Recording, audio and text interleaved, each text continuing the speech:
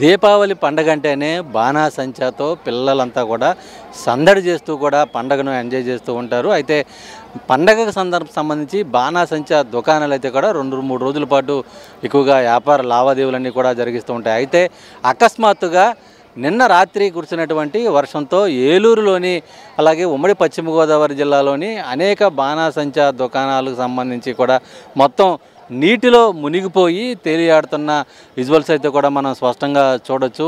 ఎక్కడికక్కడ అంటే పండగకు ముందు రోజు 2 రోజులు మాత్రమే వీళ్ళకి వ్యాపార లావాదేవీలు అవి కూడా కొనసాగుతూ ఉంటాయి. కానీ పండగ రేపు ఉన్నప్పటికీ కూడా నిన్న రాత్రి పెద్ద ఎత్తున వర్షం కురవడంతో మొత్తం ఏలూరులోని ఇండోర్ స్టేడియంలో ఏర్పాటు చేసినటువంటి దుకాణ సముదాయాలన్నీ కూడా మొత్తం ఇలా నీటిలో తేలియాడుతున్న సందర్భం అయితే కూడా ఉంది.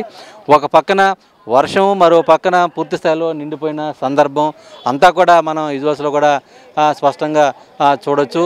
అటు నగరపాలక సంస్థకు సంబంధించిన అధికారులు ఈ మొత్తం అంతా కూడా ఈ నీటినంతా కూడా బయటకు తోడేందుకు ప్రయత్నాలు కూడా చేస్తున్న సందర్భం అయితే కూడా ఉంది. అయితే పరిస్థితి ఇలాగే ఉంటే తమ వ్యాపారాలు ఏంటని కూడా వ్యాపారస్తులంతా కూడా కొంత లబోదిబోమంటున్న సందర్భం అయితే కూడా ఉంది. అయితే ఈ వాటర్ మొత్తం పూర్తి స్థాయిలో తగ్గడానికి కనీసం 2 రోజుల సమయం పట్టే అవకాశం ఉంటుంది. అయితే ఈలోపు మొత్తం పూర్తిగా ఎక్కడికక్కడ మొత్తం నీరు నిండిపోవడం, తర్వాత ఎవరూ కూడా దుకాణాల దగ్గరకు వచ్చే పరిస్థితి ఉండదు. కొన్ని పరిస్థితి మొత్తం అంతా కూడా రాత్రి నుంచి కూడా వర్షం అండి. తెల్లవారుజామున వరకు వర్షం పడుతూనే ఉంది. మోకాళ్ళ లోతు నీళ్ళు అండి. ఇక్కడ ఏమవుతుందో కూడా మాకే అర్థం కావట్లేదు. వడ్డీలు తీసుకొచ్చి వ్యాపారం లాస్ట్ టైం కూడా ఇదే పరిస్థితి అండి. ఆర్డీఓ గారు చెప్పారు, కొన్ని సూచనలు చెప్పారు.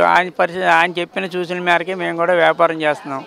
కానీ ఆర్డీఓ గారికి స్పందించలేదు సార్. ఇలాగ వర్షం వచ్చిందండి అంటే ఏదో బుసక పంపిస్తానన్నారు, కానీ ఇంత మట్టికి కూడా ఏమి రాలేదు. ఎమ్మెల్యే గారికి ఫోన్ చేస్తే వెంటనే స్పందించి డ్రైనేజీ వాటర్ తోడేది ట్యాంకర్ పంపించారండి. ఎలా అండి ఇప్పుడు ఈ వాటర్ బయటికి వెళ్ళే మార్గం లేదు. దాదాపు మీకు ఎంత ఖర్చు పెట్టి ఈ షాపు ఇక్కడ పెట్టడం జరిగింది? తర్వాత మొత్తం సరుకుని ఎంత ఖర్చు పెట్టి? ఇంచుమించుగా మొత్తం టోటలైజ్గా 2.5-3 లక్షల రూపాయల వరకు అవుతుందండి. సరుకును ఇక్కడ ఈ ఖర్చులు అన్నీ చూసుకుని. పోయిన సంవత్సరం కూడా ఇదే పరిస్థితి సార్. దేవుడు మమ్మల్ని కరుణించలేదు సార్. చాలా లాస్ట్. ఏమన్నారండి మామూలు పరిస్థితి అంటే ఎలా ఉంటే అసలు ఏంటన్న పరిస్థితి? దాని ఏంటంటే వాటర్ తోడిచ్చినా సరే వాటర్ అనేది వెళ్ళడం అనేది సహజం కాదండి. ఎక్కడి నుంచో వాటర్ అంతా ఇక్కడికి వచ్చేస్తుంది. మరి అంతే అండి, వ్యాపారం పోయినట్టేనా? వ్యాపారం అనేది ఇప్పుడు వస్తే యాక్చువల్గా అయితే 25% జరగాలండి. అది ఇప్పటి వరకు మాకు పైసా ఏర్పాటు అని వ్యాపారం అనేది జరగల. ఏంటండి పరిస్థితి ఎలా ఉంటుంది? శనివారం షెడ్లు ఏమో పొద్దున్న అప్ చెప్తానని చెప్పారండి. శుక్రవారం నైట్ ఏమో డ్రా చేస్తానన్నారండి. మెయింటెనెన్స్ అయితే ఏమీ బాగాలేదండి. తర్వాత ఏమో వచ్చేటప్పటికి షెడ్లు ఏమో లాస్ట్ ఇయర్ కూడా ఇదే పరిస్థితి జరిగిందండి. ఇక్కడ ఏమో వేపించినాం, అలాగే రౌండ్ సర్కిల్ వేపిస్తా అని చెప్పారండి. కానీ లాస్ట్ టైం మళ్ళీ అలాగే వేసారండి. అలాగే మళ్ళీ జరిగిపోయిందండి. ఎలాగే జరుగుతుందండి. మాకేమో మెయింటెనెన్స్కి ఏమో 1,10,00,000-1,20,000 దాకా అయిందండి. సరుకు వచ్చేటప్పుడు 4-5 లక్షల రూపాయలు సరుకు తెచ్చుకున్నాం. ఇప్పటికి వచ్చి రూపాయి బిల్లు అమ్మలేదండి. అమ్మ కూడా తెలియట్లేదండి. అదండి మా పరిస్థితి. అన్నీ కూడా ప్రశ్నార్థకంగా మారే పరిస్థితులు కనిపించాయి.